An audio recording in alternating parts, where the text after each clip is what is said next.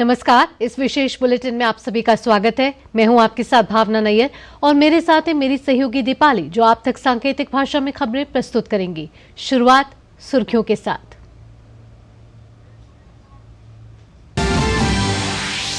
लोकसभा चुनाव के पहले चरण के लिए धुआंधार प्रचार जारी।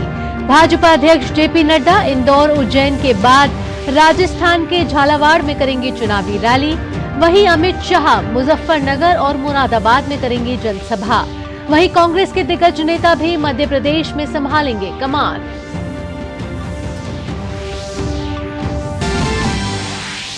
दूसरे चरण के लिए नामांकन का काम जारी। लोकसभा अध्यक्ष ओम बिरला कोटा संसदीय क्षेत्र से नामांकन करेंगे दाखिल। वहीं कांग्रेस नेता राहुल गांधी वायनाड लोकसभा सीट से करेंगे पर्चा। बिहार की हाई प्रोफाइल पूर्णिया सीट से राजद उम्मीदवार बीमा भारती भी नामांकन करेंगी दाखिल। दिल्ली के मुख्यमंत्री अरविंद केजरीवाल की याचिका पर दिल्ली हाईकोर्ट में होगी सुनवाई। याचिका में ईडी की गिरफ्तारी को दी गई है चुनौती।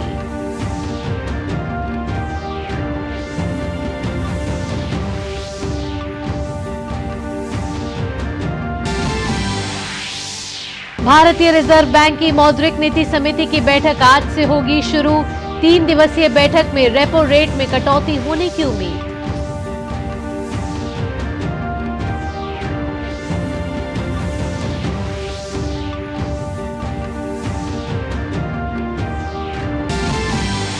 और खेल की खबरों में इंडियन प्रीमियर लीग में लखनऊ सुपर जायंट्स की रॉयल चैलेंजर्स बेंगलुरु पर 28 रन की धमाकेदार जीत। आरसीबी की पिछले 4 मैचों में तीसरी हार।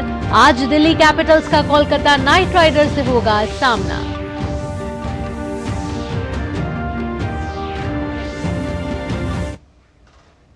अब खबरें विस्तार से और शुरुआत 24 की चुनौती के साथ। मध्य प्रदेश में पिछली बार बीजेपी ने लोकसभा चुनाव में कांग्रेस के तमाम किलों को ध्वस्त किया था, लिहाजा इस बार भी पार्टी के हौसले बुलंद हैं। तय रणनीति के अनुसार बीजेपी यहां की सभी 29 लोकसभा सीटों को क्लीन स्वीप करने के इरादे से चुनाव लड़ रही है।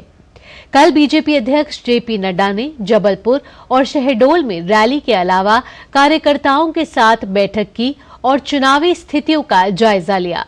तो वहीं आज वो इंदौर और उज्जैन में पार्टी कार्यकर्ताओं के साथ चर्चा करेंगे। इसके अलावा आज बीजेपी के प्रदेश अध्यक्ष और खजुराहो संसदीय सीट से प्रत्याशी विष्णुदत्त शर्मा पन्ना में नामांकन दाखिल करेंगे। उनके नामांकन में केंद्रीय मंत्री स्मृति ईरानी और मध्य प्रदेश के मुख्यमंत्री डॉक्टर मोहन यादव भी मौजूद रहेंगे। इस दौरान पन्ना के छत्रसाल स्टेडियम में विशाल जनसभा भी होगी।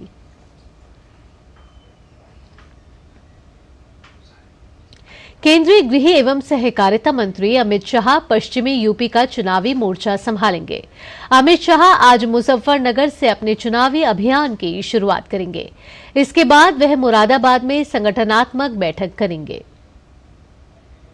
वहीं रक्षा मंत्री राजनाथ सिंह गाजियाबाद में भाजपा प्रत्याशी अतुल गर्ग के नामांकन में शामिल होंगे।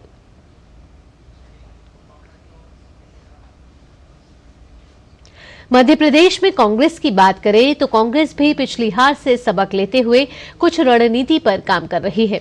26 अप्रैल को होने वाले मतदान के लिए आज कई प्रत्याशी नामांकन भरेंगे। पार्टी महासचिव भंवर जितेंद्र सिंह, प्रदेश कांग्रेस अध्यक्ष जीतू पटवारी, विवेक तनखा और अरुण यादव एक साथ आज बैतूल, होशंगाबाद, टीकमगढ़ और खजुराहो का दौरा करेंगे। बैतूल, होशंगाबाद, टीकमगढ़ और खजुराहो में कांग्रेस प्रत्याशियों की नामांकन रैली में भी शामिल होंगे। बैतूल से कांग्रेस पार्टी की ओर से पिछला चुनाव हार चुके रामू टेकाम पर फिर से भरोसा जताया गया है। वहीं होशंगाबाद से संजय शर्मा चुनाव लड़ रहे हैं। टीकमगढ़ लोकसभा से कांग्रेस प्रत्याशी पंकज अहिरवार, जबकि इंडी गठबंधन के तहत खजुराहो सीट समाजवादी के हिस्से में है। यहां से पूर्व विधायक मीरा दीपक यादव चुनाव लड़ रही हैं। कांग्रेस नेता राहुल गांधी आज लोकसभा चुनाव लड़ने के लिए नामांकन दाखिल करेंगे। राहुल गांधी इस बार भी केरल के वायनाड से चुनावी मैदान में हैं। नामांकन से पहले राहुल वायनाड में रोड शो करेंगे। मुकाबला इस बार सीपीआई महासचिव डी राजा की पत्नी और सीपीआई उम्मीदवार एनी राजा और बीजेपी के प्रदेश अध्यक्ष के सुरेंद्रन से है। केरल में 26 अप्रैल को दूसरे चरण में मतदान होगा, जबकि 4 जून को नतीजे आएंगे। और अब बात दिल्ली के मुख्यमंत्री अरविंद केजरीवाल की याचिका की, जहां आज दिल्ली हाईकोर्ट में सुनवाई होने वाली है। याचिका में केजरीवाल को प्रवर्तन निदेशालय द्वारा गिरफ्तार किए जाने को चुनौती दी गई है। सुनवाई से पहले ईडी ने अपना जवाब दाखिल किया। ईडी ने आरोप लगाया है कि इस बात के पुख्ता सबूत हैं कि हवाला के जरिए साउथ ग्रुप से जुड़े हुए लोगों ने आप गोवा के चुनाव अभियान में 45 करोड़ रुपए की नकदी भेजी। ईडी ने कहा है कि आप कार्यकर्ताओं द्वारा वेंडर्स, सर्वे वॉलंटियर, विधानसभा प्रबंधकों वगैरह को गोवा में नकद भुगतान किए जाने के सबूत हैं। यह नकदी आप गोवा चुनाव अभियान में शामिल लोगों ने हासिल की है, जिन्हें आपसे सीधा उनके बैंक खातों में सैलरी मिलती थी। अरविंद केजरीवाल आबकारी नीति के निर्धारण में सीधे तौर पर शामिल हैं। इस नीति के जरिए कुछ लोगों को फायदा पहुंचाकर उनसे रिश्वत वसूलने में वो शामिल रहे हैं। रिश्वत की रकम का इस्तेमाल गोवा में चुनाव प्रचार में किया गया है।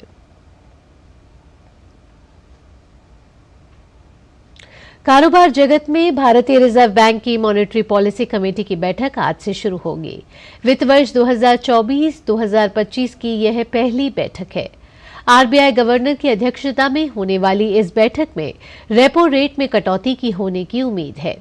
पिछले वित्त वर्ष की अंतिम बैठक में एमपीसी ने रेपो रेट में लगातार छठी बार कोई बदलाव नहीं किया था। इसे 6.5% पर स्थिर रखने का फैसला किया था।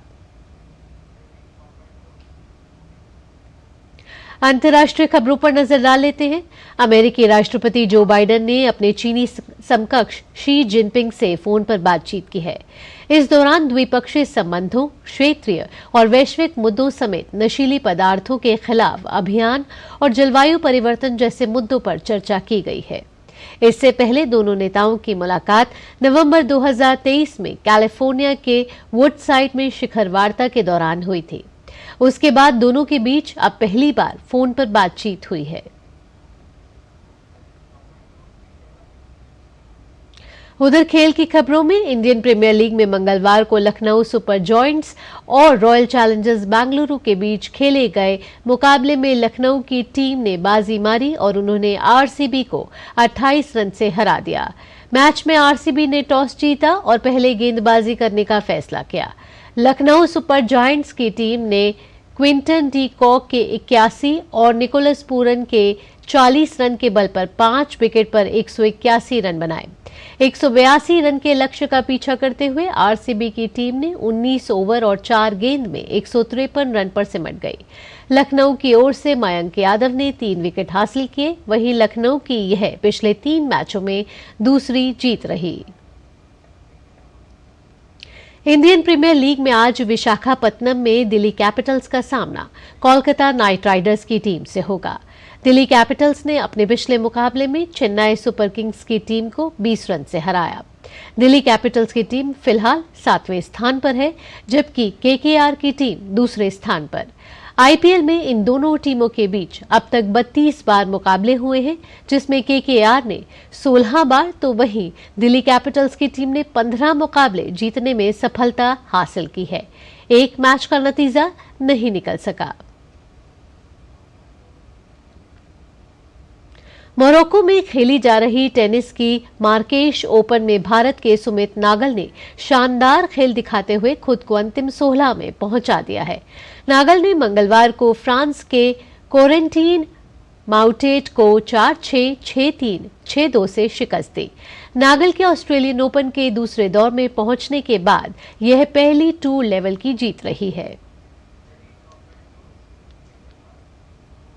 अमेरिका की डेनियल कॉलिंस चार्ल्सटन ओपन के अगले दौर में पहुंचने में कामयाब रही हैं। डेनियल कॉलिंस ने स्पेन की पाउला बडोसा को 6-1, 6-4 के सीधे सेट में पराजित कर अगले चरण में जगह बनाने में सफलता हासिल की। इसी के साथ इस विशेष बुलेटिन में इतना ही। मुझे और मेरी सहयोगी दीपाली के साथ हमारी पूरी टीम को दीजिए अनुमति। डीडी न्यूज पर खबरों का सिलसिला जारी रहेगा। नमस्कार।